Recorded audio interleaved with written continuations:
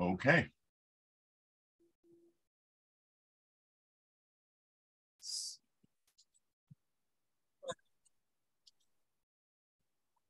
All right, good evening and welcome to tonight's meeting of the Lunenburg Municipal Building Design Committee. In accordance with the requirements of the open meeting law, please be advised that this meeting is being recorded and broadcast over the Lunenburg Public Access channel. The recording of this meeting will be available on the Lunenburg Public Access YouTube channel within 24 hours. The agenda lists all the topics which may be discussed at the meeting and are those reasonably anticipated by the chair. Votes may be taken as a result of these discussions. Not all items listed may in fact be discussed, and other items not listed may also be brought up for discussion to the extent permitted by the open meeting law. Public participation is encouraged and public comments may be welcome during committee member discussions at the discretion of the chair, which we usually exercise the discretion to include any comments that anyone from the public would like to make. So with that, we're going to call our meeting to order, and we're going to start with any public comments this evening from the public. All right, seeing none, any public comments from our APDC representative? The only thing that I'd mention is that we have a new member on the commission, Nathan Lockwood. He's participated in the last two meetings that we've had. Nathan was on the planning board when the village district and the architectural preservation district bylaw was created and passed back in 2015. And one of the things I thought was kind of interesting was that the village district bylaw and the architectural preservation district bylaw were linked together, meaning that both had to pass in order for there to be a village district and an architectural preservation district. So Nathan's joined the team. He brings some experience and some insight that we didn't previously have. So it's good to have him on board. Excellent. That's really good to hear, Tony.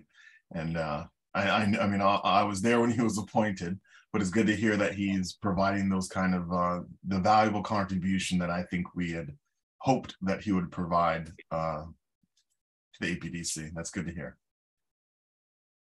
All right, any public comments this evening from the committee? All right, seeing none, we're gonna go ahead and get started here. So I know we haven't met in a little bit. Things have been rather hectic and crazy this year, as we all can imagine, in town, as you know, for obvious reasons. So for what we wanted to do tonight, I think was kind of regroup. You know, this meeting tonight, I expect, is going to be a little brief, but the goal is to regroup and to kind of outline for ourselves what comes next. So I want to take a moment just to recap the amount of work that's gone into arriving at this point. So it's been roughly, I think we're about to hit 4 years for what was first just a limited look at the TC Passios building, which was then expanded out to include all municipal buildings.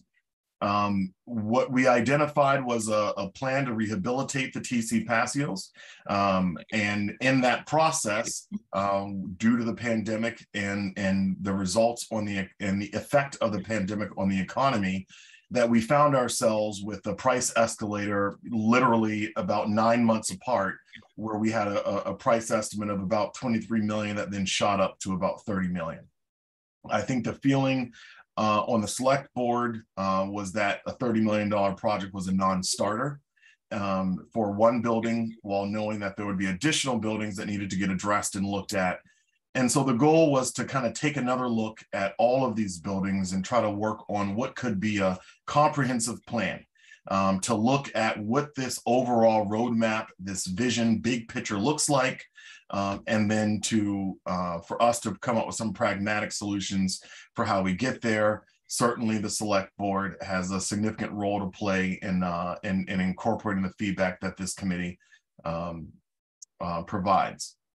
So recent iterations seem to be that we were moving in the direction of coming up with these hybrid concepts for how we could maximize the use of town hall, Ritter Building, TC Passios, and also the Brooks House.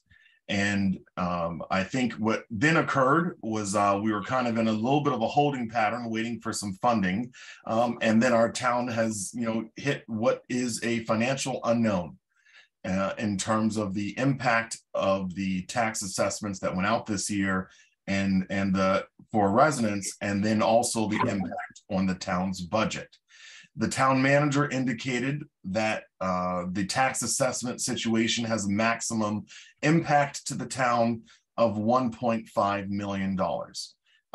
And so with that understanding, I think we all know that the public is not primed to spend money until individuals, and a majority of individuals have a little more safety and security in terms of whether or not they can continue to afford to remain in their homes. So with that backdrop, I'd like to start by, again, I know we haven't met in a while. I mentioned that really for the folks at home, all of us here are fully aware of what's transpired, but just so that way everyone's on the same kind of page of music as we start this conversation. So at 2 meetings ago, not our last meeting, but 2 meetings ago, we met with the building commissioner. And that was a really helpful conversation. And I want us to kind of dissect that as best we remember today. We met with the building commissioner to go over the hybrid concepts and to receive his feedback over what his thoughts were, things that we needed to avoid, things we needed to think about as we continue to develop those plans and move them forward. So with that, I want to stop, pause, and let's open up to discussion for kind of what those key points were. I know at the last meeting, Dave, you were kind of bringing up Christina to speed on a couple of things. So if we can just take a few minutes here and just highlight what those key takeaways were from the meeting with the building commissioner, that'd be great. All right, so I know, the folks, I wasn't at the one with the building commission. I was only able to join for a little while, but what I gathered from the crew and what the folks were telling me is that looking at the buildings, that the town hall, if you touch one thing, you're gonna have to touch a lot on that one. And that was, basically bringing it up to speed, bringing it up to code, and a lot of other things. So it kind of put in question a little bit there. As far as the rest of the buildings, I didn't really, I felt like there wasn't that much different than we already knew. The big thing for us was understanding that once you went over 50% of the building being touched, then you had to bring it up to today's standards. So the trick was going to be trying to do things in phases. If you weren't doing a complete building, but do things in phases. That's my quick paraphrase, if that went good. All right, Greg, do you want to offer anything else to that, or anyone else? Yeah. The big thing that I remember specifically about TCP was that there was nothing that the building commissioner could recall in the code that related to timing of phasing of buildings. So I took away from that meeting, I took away the fact that if we had a renovation project that was less than 50% of the building, we could do that, and there would be a certain code ramification to that would not rise to the level of a complete building renovation or a renovation project that was more than 50%. We could get a certificate of occupancy on that project, and then we could start another project almost immediately thereafter to renovate another portion of the building and remain under that 50% threshold. So I took that away because I think that's pretty important when we talk about phasing and when we talk about putting together a plan over years to present to the town, perhaps that we might be able to leverage that to keep costs a little bit more in check. We might have to worry about seismic bracing and that kind of thing if we plan around that the code triggers. All right. And were there any other takeaways that anyone else remembers from that meeting that they want to highlight? All right, I will offer one. Picking up what Dave said, so what was mentioned about the town hall was also about the change of use.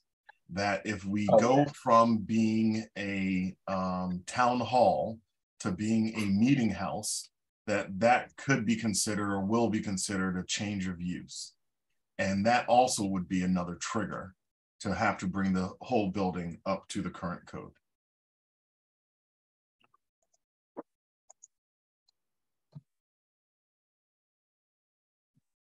And then I recall there being some discussion while we were concerned about all those level 3 triggers that come into effect when you're touching 50% of the building, that there was also the other mention about the new energy code, which if you touch 20% of a building, the building needs to be brought to the current energy code. And I think that was kind of a shock to us.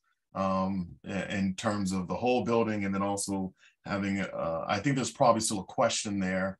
Do we remember the answer? And I can go back to them if it was the whole building or if it was the renovated portion of the building that needs to be brought up to the current code. Michael Ray, what I remember when we were discussing the energy code applying to town hall was that Casey indicated that because it was a historic structure, that there was some relief against the energy code, and that the building would not necessarily have to comply with the if it was not a historic building. So that would give us a little bit of a wiggle room on energy upgrades for town hall. I mean, I think there's obviously there's concern about having a renovated building that is not going to be energy efficient, but there's a number of ways of doing that even with an older building. But the code wouldn't be handled the same way because it was a historic structure. The other thing that I remember, we were talking about the Ritter and an annex to the Ritter. And, he indicated that if the building was attached to the Ritter, that it would probably force upgrades into Ritter itself as well. And, I raised the question of whether you could have like a campus setting, with some sort of a detached new building with, a way to get people from the old Ritter building to the newer building, but it not be directly attached. And he said that you get maybe into, some question as to how much of that you could do without having, impacting the Ritter. But, so there was the other thing that I do remember, and Greg, jump in if my memory isn't correct, is that Casey thought that, if we were going to do anything to town hall, we ought to do it right. If there's things that need to be done, do them, and not, kind of just do little bits and pieces. Yeah. I was going to say that. I definitely said that. I said that relative to the town hall and the Ritter. In my opinion, those are buildings that we're not proposing to demolish, right? I mean, they're historic buildings. They're integral to the fabric of the community and the downtown area. And in my opinion, whatever plan we do should be we should do a real good job of renovating those buildings so that we get a lot of life left, a lot more life out of them. I think I put TCP in a different category. I just don't see that as the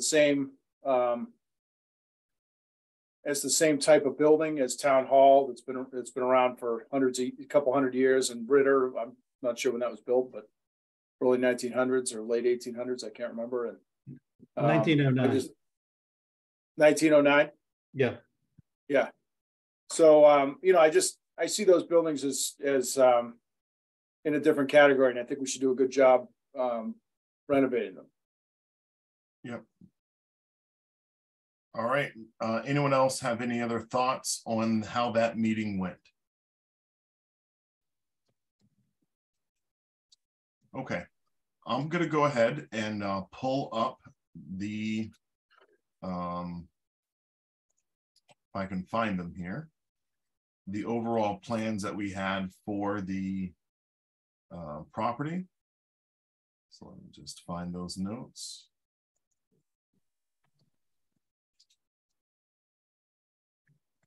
I must have moved them because I don't see them in my folder here.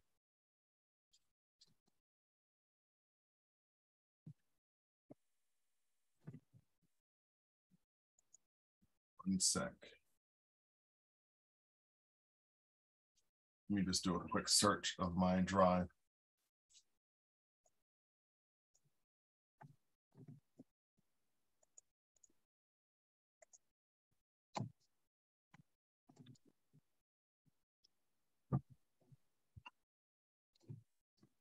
All right, I'm going to go ahead and share these, share the screen here for a moment. And let me know if you can see this okay. And it should just be one document, right? Yes. Yeah, we can see it. Great. So we were talking about this hybrid concept, and I know that we, again, we've been looking at this whole matrix from, whoops, didn't mean to do that. I know we've been looking at this matrix from a lot. So then if we can go back to the hybrid concept and make some revisions here based on what we've heard. So the thought was that the meeting house, first floor, 3 meeting rooms, second floor, remove town manager, HR office, increase the size of the second floor meeting room. I know one of the goals from the select board was to be able to consolidate town offices into one building. So as we think about town hall, keeping, what are our thoughts on how we can modify this so that way we can maintain, I think we're all in agreement, I wouldn't say we're all in agreement, but I think that there is general agreement that Ritter Building and Town Hall need to be preserved, and that preservation effort should be comprehensive. Do we see the need to make any changes to the plan for Town Hall or Ritter? And that's kind of an open question for everyone.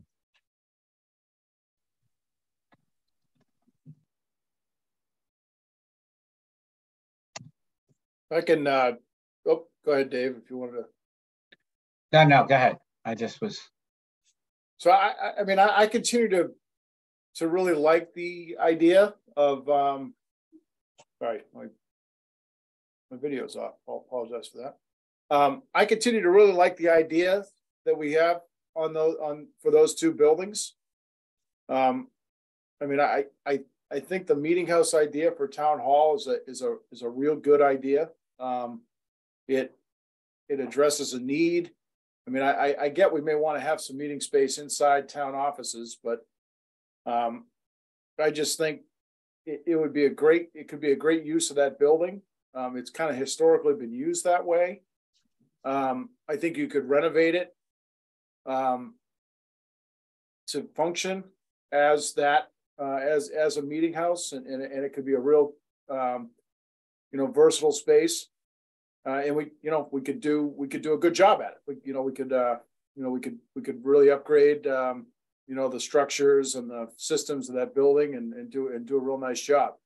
Same thing with the Ritter. I think a tasteful addition to that building could preserve the architectural history of the building, but also provide some more functionality. I think there's some things we have to study there, right? I think parking and other type things, but I mean, I think we have other spaces nearby with School Street and things that could function that way. And the thing I like about it is I think the hybrid concept, really all of the concepts here that we're studying, you can start to see at least the suggestion of a phasing plan. So you could visualize how we would do these in separate projects and stretch this out over time, so that we wouldn't be hit with a $130 million price tag like we were proposing for the renovation of the TCP a year and a half or 2 years ago. So Yeah, I continue to really like the idea that we came up with the town hall and the Ritter building, I guess. I mean, I'm not saying I can't be convinced to do something different, but I really, it's certainly something I can get behind. All right. Any other thoughts on how we should or could modify the hybrid in light of that feedback? So, oh, sorry. Can I, Mr. Chair, sorry, I was raising my hand that I didn't, doesn't do any good if you don't have your video on to raise your hand. So the only thing I question on the town hall is that we mentioning the school departments and school administration. And when we had this original discussion with them, they expressed that they had to have certain programs associated with them. So I just question that if that makes the scope of the project for the Ritter building much larger than it has to be. I do like the meeting house, the idea of town hall and becoming meeting houses makes a lot of sense, especially since the church has already sold the parish hall, whatever they called that thing. They've already sold that to another entity. So, this now is we've opened up areas that the Boy Scouts and Girl Scouts would need, and maybe other areas that could become useful for the town hall. But I just question whether Ritter should include schools or not. That's my only thing. And where else would they go, Dave? I think that's up to them. No, I'm only kidding. The fact of the matter is, I do believe that they could find room if they wanted to, whether it's they need to decide what they're doing with Turkey Hill, whether that's some room at Turkey Hill for now or other areas. I believe that they've, expressed a desire that they need to be close to their programs in order to be able to do the programs right. Yeah, they have one staff member who kind of has two functions, and that one staff member needs to be co-located with ACE. And so it's their request for ACE to be co-located with them.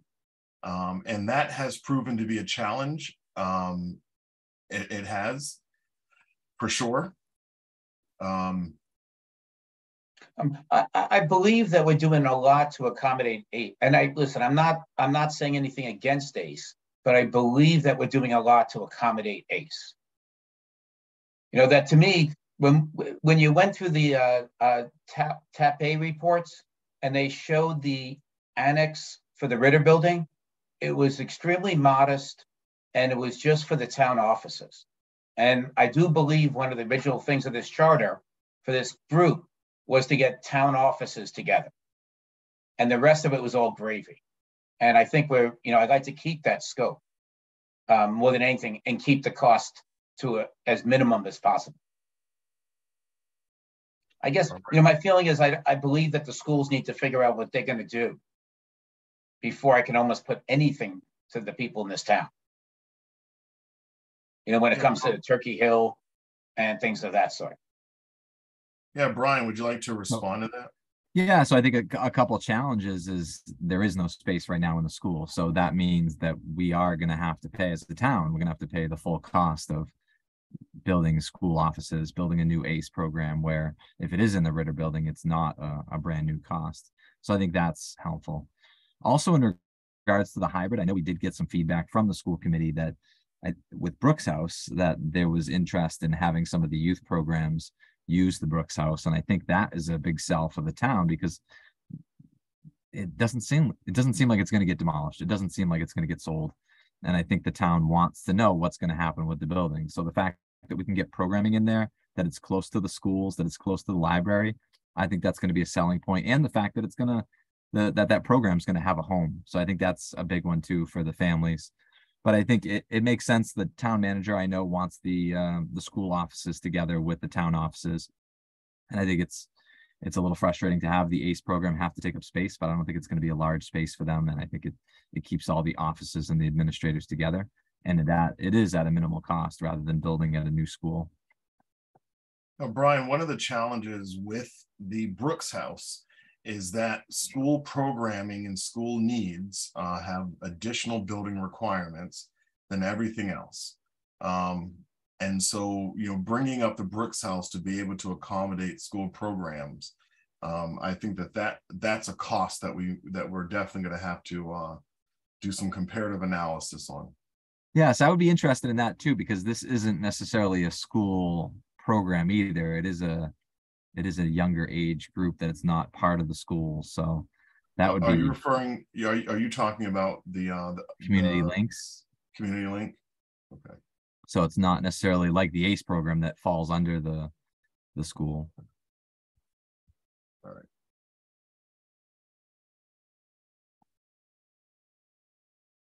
Yeah, I'd watched the YouTube video of the conversation, and I feel like that was kind of open-ended. I'm not sure if that's going to be as strict. It would be interesting what the requirements are going to be based off of having the community links in Brooks House or not.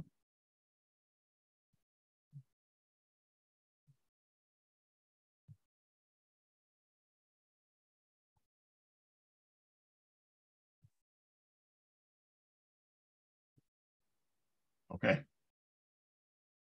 Any other thoughts about any of this? Okay. All right, I'm going to stop screen sharing. And what I would like us to do is kind of strategize here for a little bit. So we're all aware of what's going on in town. We're aware of the different demands for tax dollars right now. What's our next step? What's the next thing that we need to do here?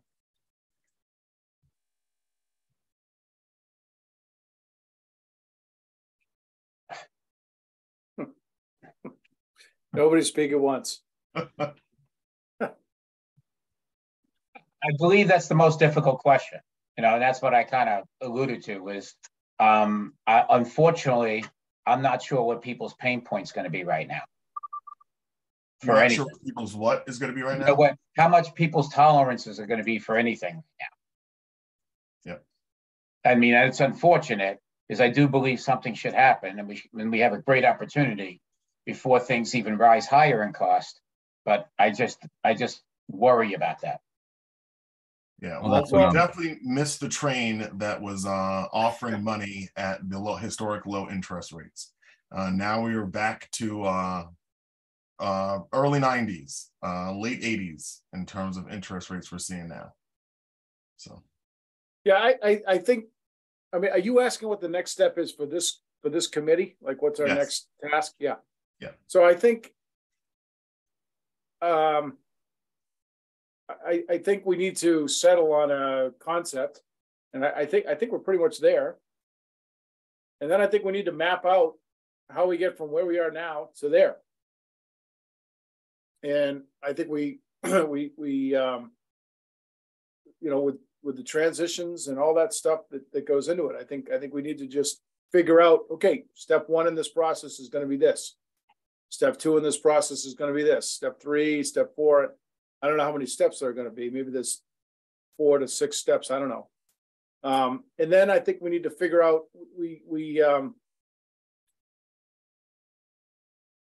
and then we need to figure out how much each of those steps is going to cost.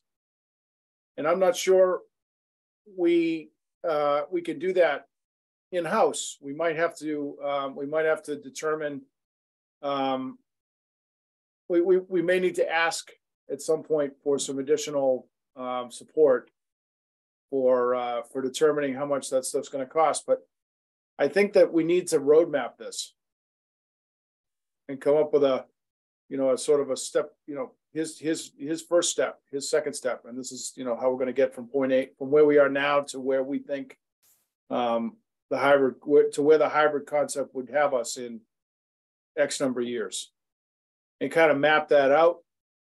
Because I think that's what folks are looking for. I think the next time we go to the town meeting, we should have a roadmap, if you will, that says, listen, this is what I think, this is where the committee has landed. And here's how we can here's a way we could get there. And it would be real nice to have some rough ballpark costs on that too, right? I mean, just project one's going to cost, I don't know, $3 million. I'm just making this up. And we think that might take 18 months, right? Project 2 would be this, and that might cost, roughly. that kind of thing. I mean, ideally, I think that would be what we'd like to get. I'm not sure, like I said, I'm not sure that we have the in-house capability to get all those specific numbers, but I think ideally that's where we'd like to be, right? Yep. Any other thoughts on that? So what you're saying, Greg, is, settle on the concept, which we can do at our next meeting, map out the process to achieve steps to get there, and then have some sense of cost for all those different steps or phases that we go through. I think we basically outline the process, right, and come up with steps like, okay, I don't know, okay, maybe the first order of business is to add on to Ritter, right? So step one might be relocate Ritter services out of Ritter over to TCP. That might be step one, temporarily. Project two would be the Ritter renovation. I'm making this up, right? Yep. Once that's done, then we can relocate everybody back in there. That's step three. And then step four might be a renovation of town hall, right? Again, I'm making this up. Once we get there, then we might attack TCP. I'm not sure if that's how it's going to land, but that's kind of how my brain, sees it at the moment. But, and if we kind of plan that out, then we can kind of start to, almost put together a timeline for this thing with some projects, how they would play in with each other, sort of like a critical path of how we're going to get from where we are today to the hybrid, full build out hybrid option. And again, ideally we'd have some costs along the way, in year 1 and 2, we expect that it's going to cost that it would cost the town X number of dollars. In years 5 and that project in year 4 and 5 would cost the town roughly X, that kind of thing.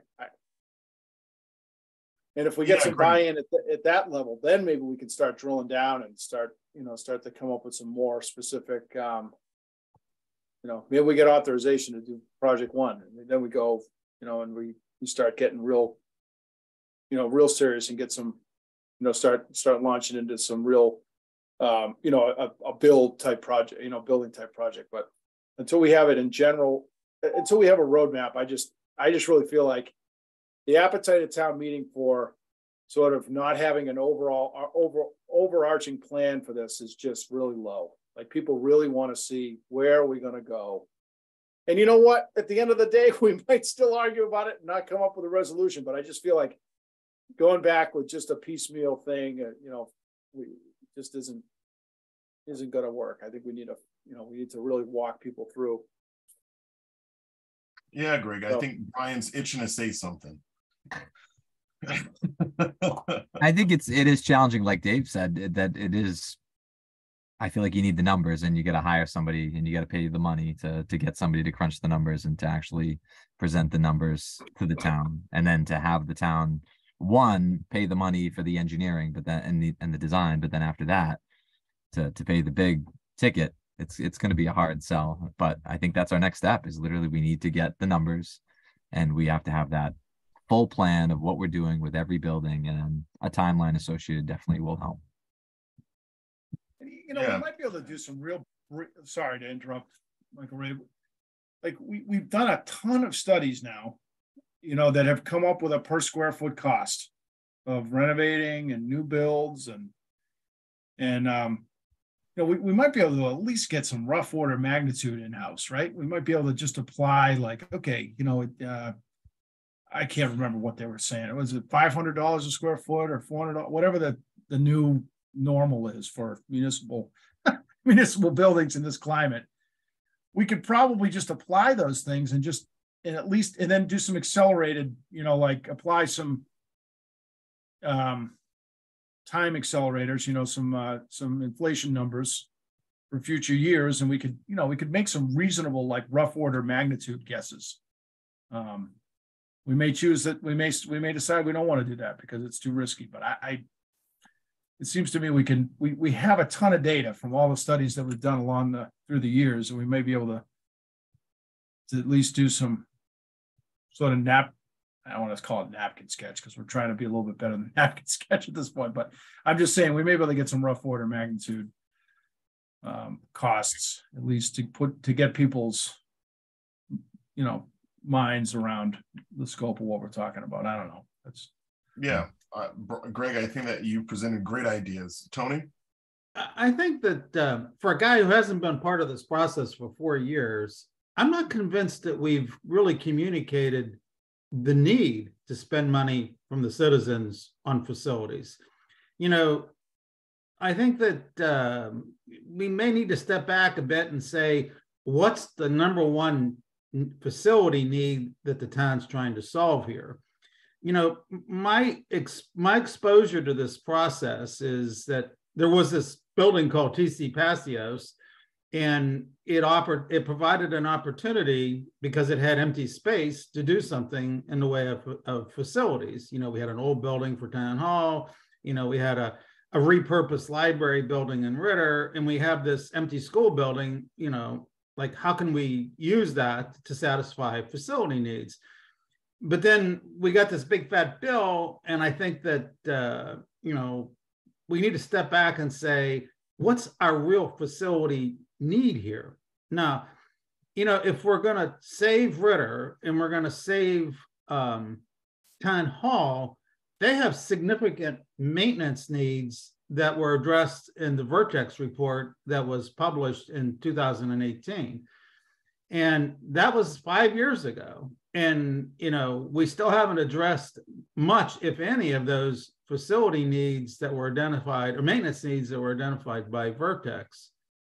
So I think that, before we start, I agree with you, Greg, that we have a lot of data, and we could probably come up with, kind of a rough order of cost for whatever step we want to take. But the question is, what's our number one facility need? What's our second facility need? And how do we convince voters who are in a very, very, unsettled mood with regards to spending any tax dollars based on the current appraisal dilemma that the town faces, both from those who have been faced with a significant tax bill, as well as the rest of us who may have to make up, about a $2 million delta in taxes collected if the abatement process moves forward successfully for those who are applying for the abatements.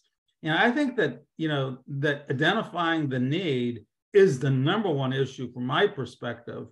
That what do we want to spend money on facilities? What's that facility need? We got a lot of buildings, and so the question is, how do we convince voters that if we ask them to spend, $1 million or $2 million or whatever, when we do this estimate, this is the first right step in that process. I think we have identified, a number of different steps that we can take, but I'm not convinced that we've really communicated the need.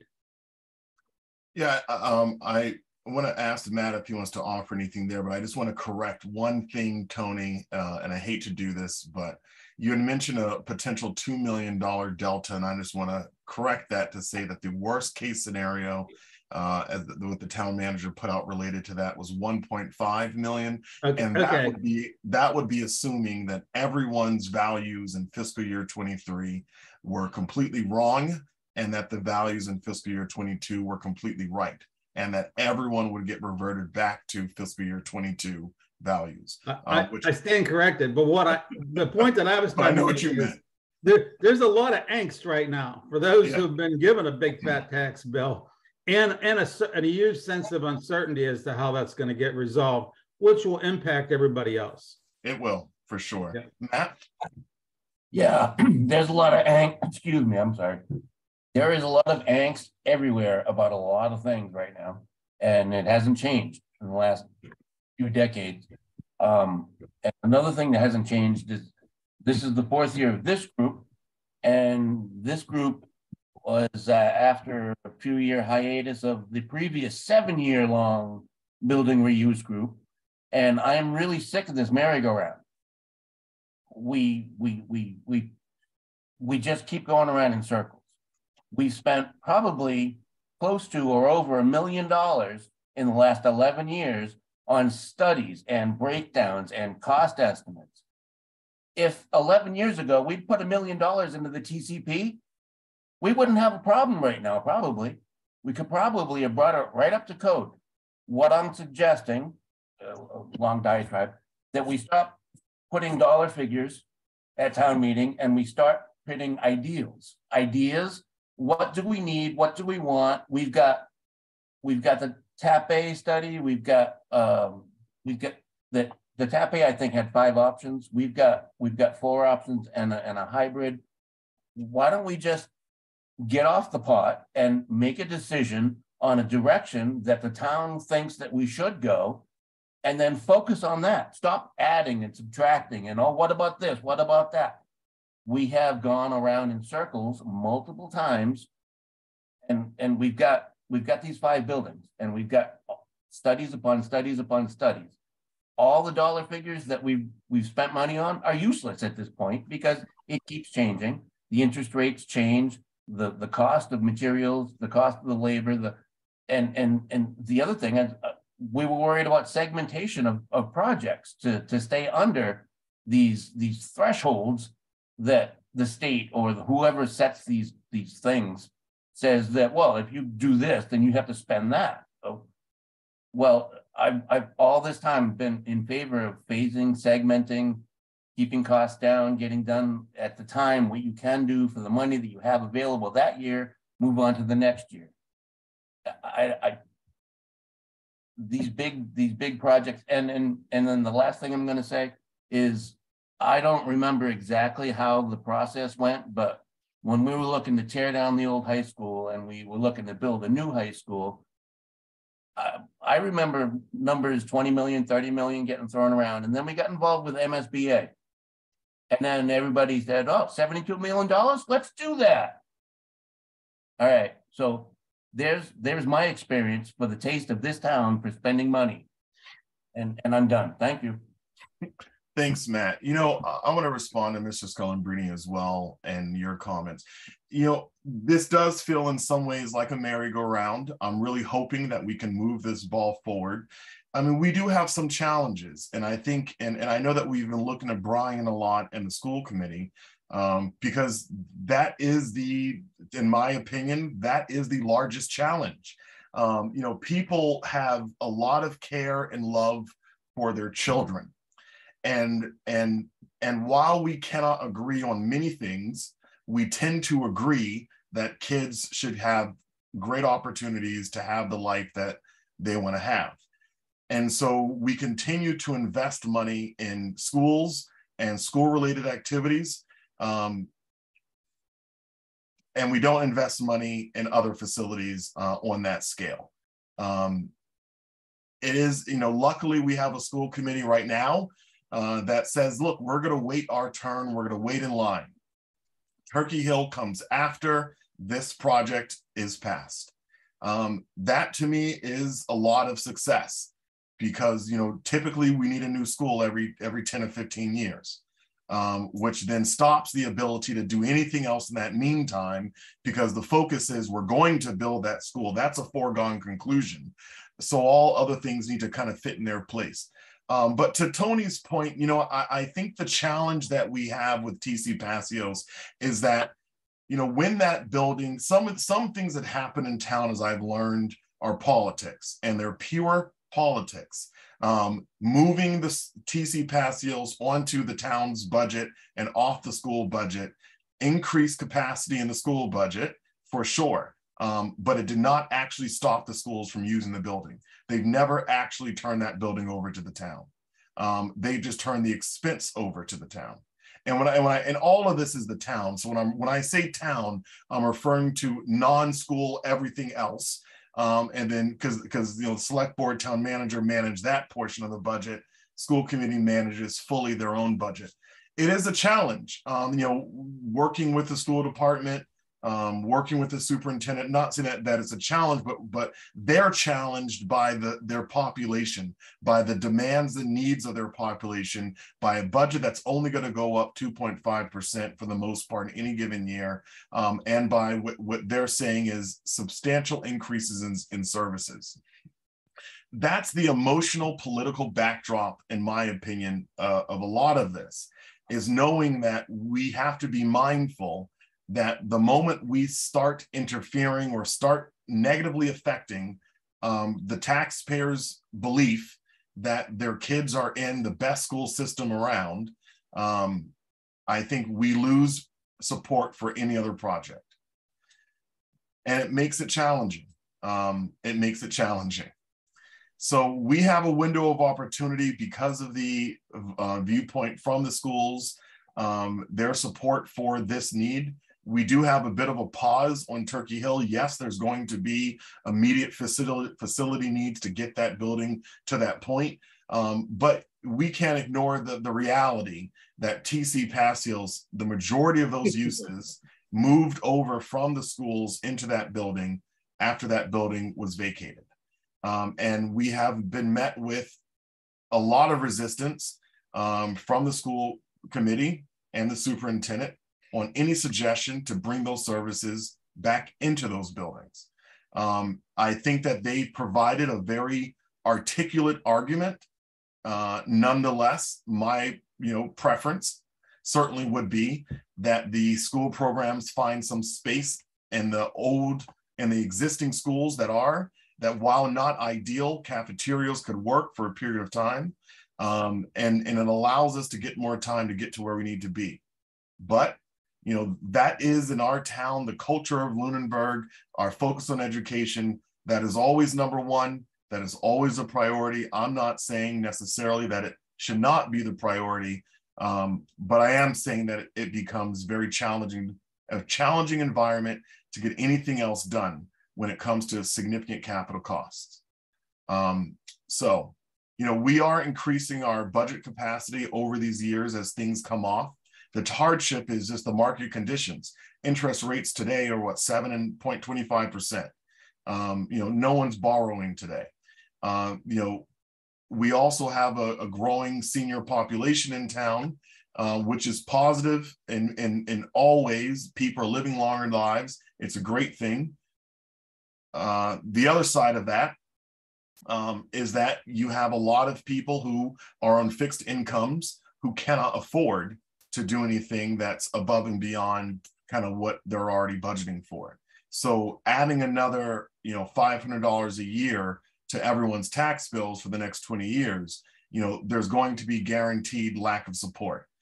And if we do not accommodate the schools, they are the biggest, I don't want to call them a lobby, but it is the largest area of town, largest group that can mobilize the most voters.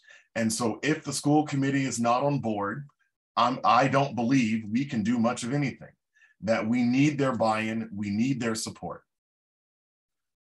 So there's the challenge here is compromise. The challenge here is compromise. If I was, as Peter Bearmore's language, king for a day, I think we all would just do things the way we want them to get done. But in our environment, we have to work with all the various stakeholders. It's very difficult, it's challenging, but I don't think it's a task that we can't overcome. I think that we finally hit upon something that hits everyone where they're at.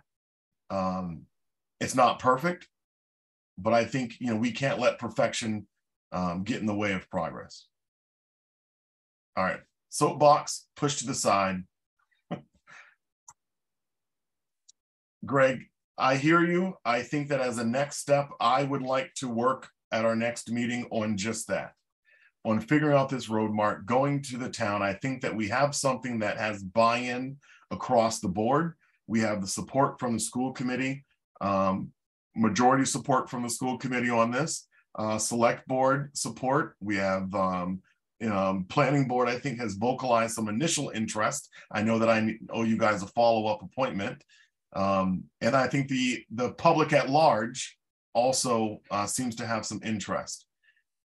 Do we think that we're at a point, Matt, and I'm kind of coming back to you, do you think we're at a point where we've hit enough stakeholders, we've met enough needs that we can actually get this across the finish line? I'm not going to say anything about a finish line, but what I will say is that I'm pleased with our progress, and that I think that these options that we prepared are very well vetted with all the town groups and people that are needing to be addressed, and that there has been back and forth on pretty much everything that's been mentioned. So I think that, you know, the legislative body is town meeting, and I think that we need to stop wasting money, is my opinion, on studies and cost estimates and this and that, and see what the appetite is. Are we in favor of doing what this commission was set out to do 4 years ago, is create a consolidated town offices?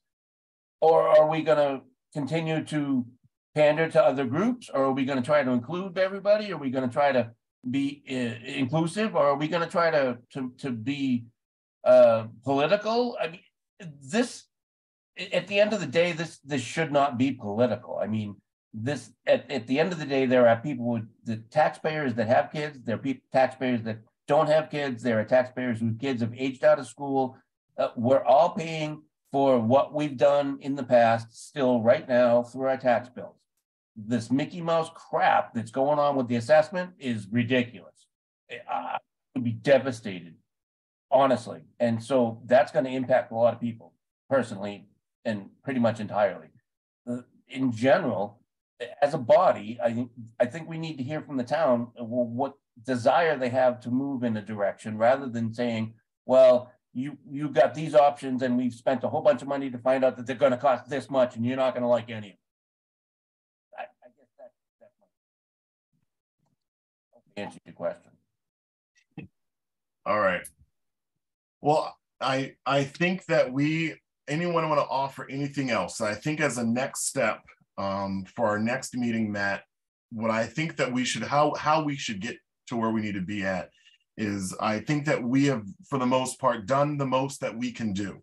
I think that we have met the mission that the select board laid forward. And I think at this point, we just need to finalize it, package it up, and present it to the select board. That's where I think we are at. That's my read. Are we all in agreement that that's kind of that's kind of where we are? And I know a couple of people went off camera here.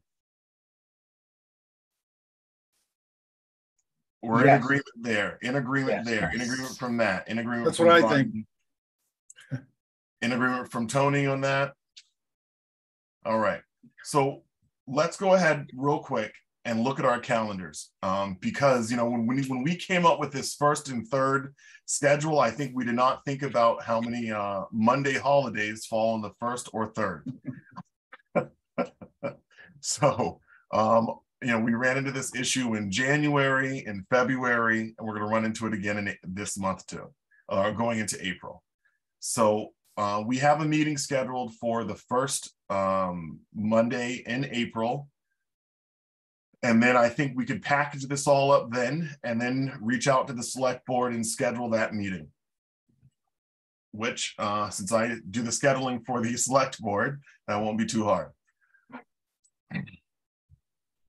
And then that would be no meeting on the 17th. But I know that that's a school vacation week, and it's also leading into town meeting. How do we feel about meeting with the select board on either the 18th or the, does that mean we're having a meeting on my birthday, the 25th? All right. I'll be out of town on the week of the school 18th? vacation week. So Yep. yeah. All right. And I always take my birthday off, but the 25th. I'm personally out of town on the 25th. All right. And what about the 11th of April, April 11th? I will be out of town that week. I mean, are you still planning Zoom meetings? I mean, you asked that way. I'll pray. Yeah. So what I'm saying is, well, maybe it's a little. What I'm suggesting is that we meet in April on our normal time on the 3rd, and that we present that concept to the select board pretty immediately afterwards on the 11th. How about the 4th? Present to the select board on the 4th? Yeah. No, fortunately, our 4th agenda is an investigation workshop. Okay. So I imagine that that's all we're going to talk about at that meeting. All right. I will. Anyone else not around on the 11th? I can't make the 11th. You can't make the 11th. Not a select board meeting, no. Okay. Well, yeah, no. I will put a placeholder on the 11th. Let's plan to meet on the 3rd, and let's confirm then where we're all going to be at and what the best time is. On this, just as a note, the select board schedule, we're not going to be able to meet on the 2nd at all, and that's because that's leading up into town meeting, and I know that how that meeting usually goes. The 18th is school vacation week. And I believe that we're going to have one member gone. The town manager will also be gone that week. So it will either need to be the 11th or we'll be looking after town meeting. More than likely. So Michael Ray, I mean, I know I'm gone the 25th, but if everybody's there the 25th, then fine. I mean, yeah. I can, you know, it's basically just to present and get their opinions, right? Yes. Yeah, so that's fine. We can always join via, you know, Zoom or whatever. Okay. So, right. You know, so. All right, you guys, that's all I have for tonight. I know we have a lot of placeholders on the agenda. We do have some minutes that Brian sent over. Anyone have any thoughts, comments, motions?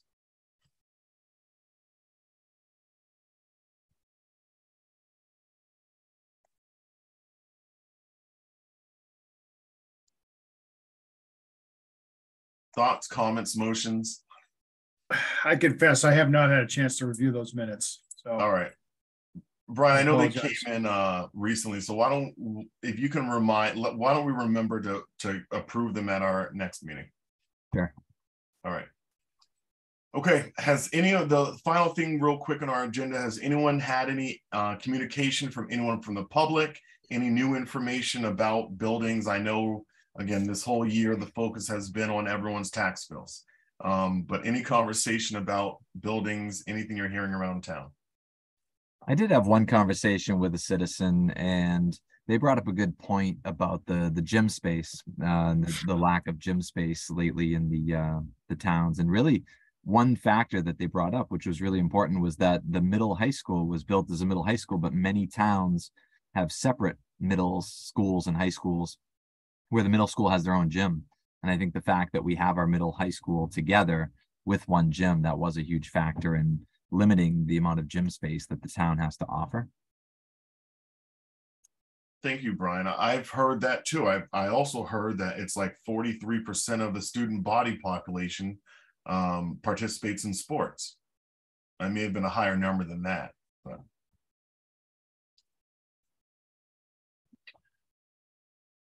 All right, any other thoughts, comments, anything else we've heard around town? I see we have a resident joining in, and we do allow residents to participate. So Anna. Hi. Did you want to contribute to this discussion? You know, is this the public comment section? I'm just jumping in, so I'm not sure where you guys are. Yeah. On your meeting. We allow comments throughout the meeting, so. Oh, okay. I wasn't sure if my comments general is not about a particular discussion, so I can't wait to the final public comment. Okay. It's up to you. All right. If it's just general, we'll wait till the final public, unless okay, you'd like for the board to respond to it or consider it. Do you want us to respond to you? Go ahead. Yes, I mean, let's just go ahead and throw it in now. All right. All right, sounds great. So I've been hearing a lot about the town hall turning into a meeting space, and I think that's a great idea. And what I wish and I hope is that maybe we can change it to say meeting space, possible community center space. And because I think that can be a discussion that can be made and had after all the changes are made. I think that would be a big discussion to have it now as we are trying to decide what we are going to do with the place, with these spaces, and there's bigger questions that we need to answer. But when I dream about, where do I see the town 20 years from now? What do we need for community space? We definitely, are growing to needing a community space, a space that is not just attached to the schools. And,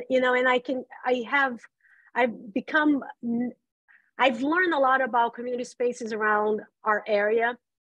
There's some wonderful places, especially in Westford. It's actually one of my businesses located.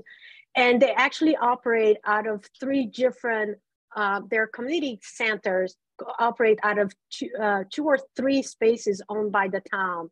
And they operate it as a separate entity, and they're self-funded. Really the relationship they have with the town is really kind of like what we have with the teen center, where the town kind of provides for, and they actually pay even a more meaningful rent to the town. And I don't think this is a conversation we should be having now. What would a community center look like? What would they provide? But my only wish is, as we have conversations about the town hall, to just change it from saying meeting space to meeting space, possible community space for a future discussion. Just leave that as an open question. So. All right, I appreciate that feedback, Anna. Okay, thank you.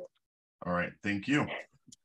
All right, so yeah, I mean, if anybody has any questions that, for me regarding this vision, I can go into it, but it's just generally, let's leave it as an open space that we can develop possibly as a community space. All right.